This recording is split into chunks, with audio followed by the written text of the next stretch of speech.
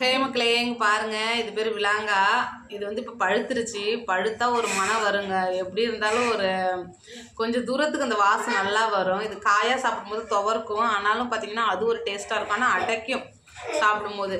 ஆனால் பழமாக சாப்பிடும்போது அதெல்லாம் இருக்காதுங்க. அது ஒரு விதமான டேஸ்ட்டாக இருக்கும். புளிப்பாகவும் இருக்கும், இனிப்பாகவும் இருக்கும், துவர்ப்பாகவும் இருக்கும். ஆனால் சாப்பிட்றதுக்கு நல்லாயிருக்கும்.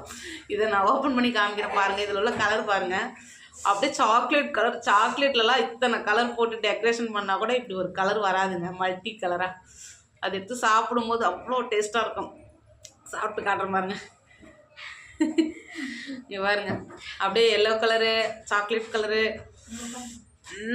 செம்ம டேஸ்ட்டாக இருக்கும். நானே ரொம்ப வருஷத்துக்கு அப்புறம் சாப்பிட்றேன் ஃப்ரெண்ட்ஸ்.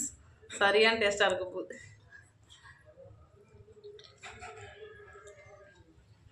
வா, இந்த வாசம் பிடிக்காதவங்களுக்கு கூட பிடிக்குங்க. அப்படி ஒரு வாசம். யாராவது சாப்பிட்ருந்தாலும் பார்த்துட்டு இருந்தாலும் கமெண்ட் பண்ணுங்க, மறக்காம லைக் பண்ணுங்க ஃப்ரெண்ட்ஸ்.